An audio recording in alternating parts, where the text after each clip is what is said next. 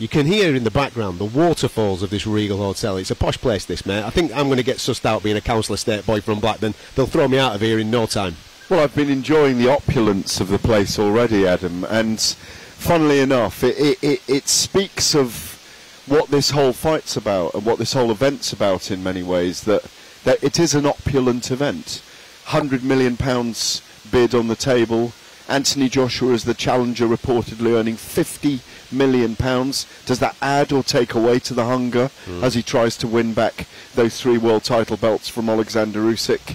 And it just builds into the whole raison d'etre for us being here, is that this area of the world, this territory, is buying into major sporting events. The hotel that I'm staying at has the Formula One circuit around it.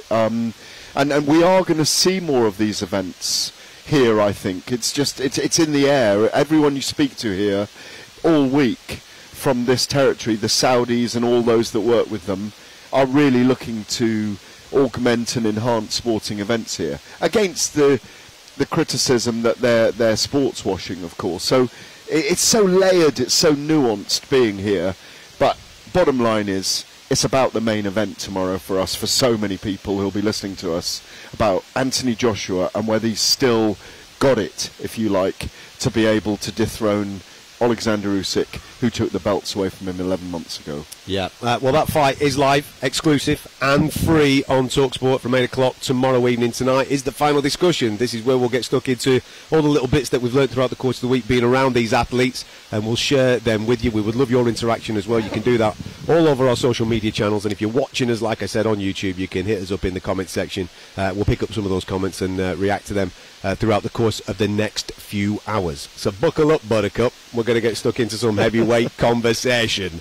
Right, today we've had loads of discussions about weight throughout the course, not only of this week, but as we're building up, because a couple of weeks ago Amir Khan was on talkSPORT and he says, I was with him in Dubai recently, Oleksander Usyk this is, and he's done 15 kilos, and we were all like, what, 15 kilos? Yeah. That's absolutely crackers. Maybe Amir's got that slightly wrong and he means 15 pounds. It turns out that he hasn't done any of that poundage. The weights today, Oleksander Usyk weighing in at 221.5 pounds, which is basically half a pound heavier than he weighed in for the first fight at Spurs Stadium.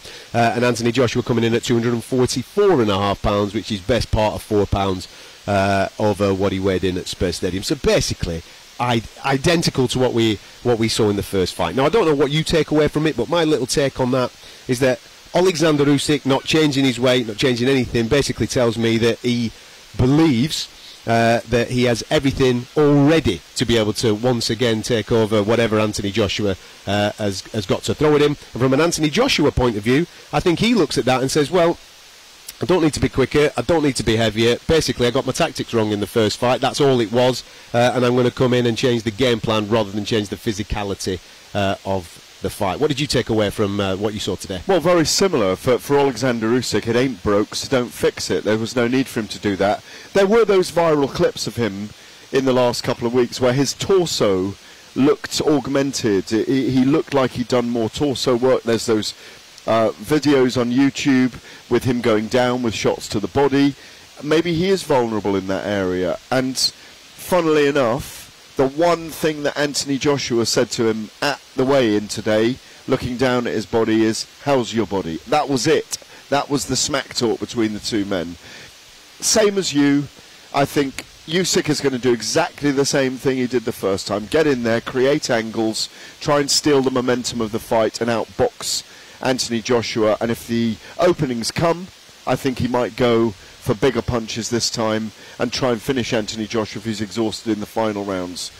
Anthony Joshua, all his talk, all the walk, everything that he said, pressure on himself, he's got to go in there and deliver an aggressive, educated pressure performance in which he's not going to win on points, in my view, against Oleksander Usyk, unless he dominates him early with the jab and with heavy shots, but can't put him down, and then Usyk's chasing the fight in the second half.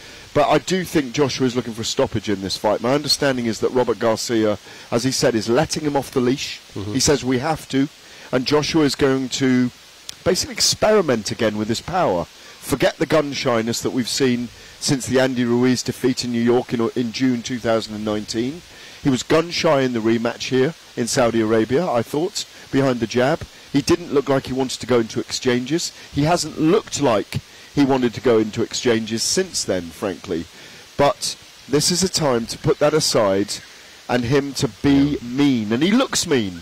And he looks mean, and he looks like the challenger. And he walked away from the press conference, from the weigh-in today.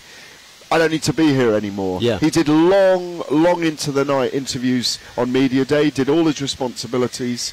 I think he's primed for battle. And I think he's got to do it in the first half. I like the demeanours of both men this week. Yeah. I really do. I like the way that Usyk has taken ownership and obviously really sunk into the pressures and the thrills of being the champion. I think he's embraced that extremely well, and Anthony Joshua likewise with the challenger. I think it's a bit of a relief for him that he doesn't have to do X, Y and Z. He's turning up for business. That's what he's turning up for tomorrow evening. I think we're in for an absolute cracking fight. A couple of interesting things that I just want to pick up on what you just said there regarding Anthony Joshua and whether it's gun shy or whether he's just changed his style. I revert even further back to maybe the Klitschko fight. If you look at the stats there, since Klitschko he hasn't got anybody out in the first half of any fight, Povetkin being the earliest in the 7th round. Obviously he's had defeats in there and he's gone the distance on a couple of others. Punch stats seem to be a little bit lower as well in that first half of the fight. Interesting point on the glove selection. I was speaking to Robert Garcia a little earlier on. Anthony Joshua opting for the Grant glove, which is traditionally a puncher's glove. So therefore all the things that you were saying there about Robert Garcia saying I'm going to drag this out of Anthony Joshua, I'm going to let him off the leash, well, he's picked the gloves for it, and he's picked the gloves which would indicate that he's going to do and follow out what he did pre-Klitschko. The stats pre-Klitschko, I know it's a different level opposition, of course, but 18 fights pre-Klitschko, only 2 of those 18 got out of the 3rd round. So he's coming for war and he's coming to put it on Oleksander Usyk early, which I think everybody listening to this wants to hear if you're an Anthony Joshua fan. Yeah, absolutely. And look at what he was before that period we've talked about. That's what they'll have been working on in camp and in his mind as well. Obviously, you know, we talked about it at length with Spencer Oliver yesterday on the show. His mindset must be to attack. Before they fought for the first time 11 months ago, that's exactly what everyone thought he would do. Yeah. That he would be aggressive and that he needed to get Oleksander Usyk out of there by 8 or 9 rounds, and if Usyk was there at the end, he'd probably given him awkward issues with his boxing skills and his ring generalship and his southpaw stance and being a lefty.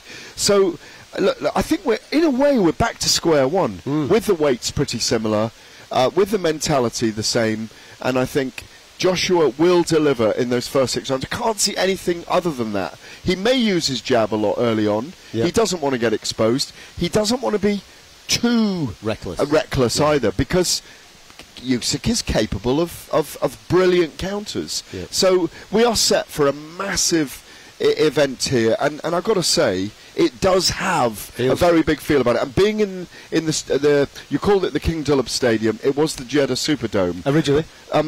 Yes, we were in the Jeddah Superdome today, weren't we? No, we were in the King Abdullah Stadium. We were downsized from the Superdome. Yeah. Well, I call it the Superdome because it was a Superdome when we were in there today. It's a beautiful arena. And what I want to say was the acoustics in there are going to be amazing with 10,000 people. I agree. Tomorrow night. I wish we were in that giant King Abdullah Stadium, as it now is, that 60,000-seater stadium. But I tell you what, you only have to sit outside for 10 minutes here, and you are soaked in sweat. It would have been like Joe Frazier and Muhammad Ali in the Araneta Stadium in the Philippines, in Manila, in 1975. In midday they fought there. That's the kind of heat they'd have been facing. Thank God it's indoors. Listen, we are in for a cracker. I think you could tell from the way that we are speaking, we might be getting the fight that we all anticipated that we would be getting at Spurs Stadium last year.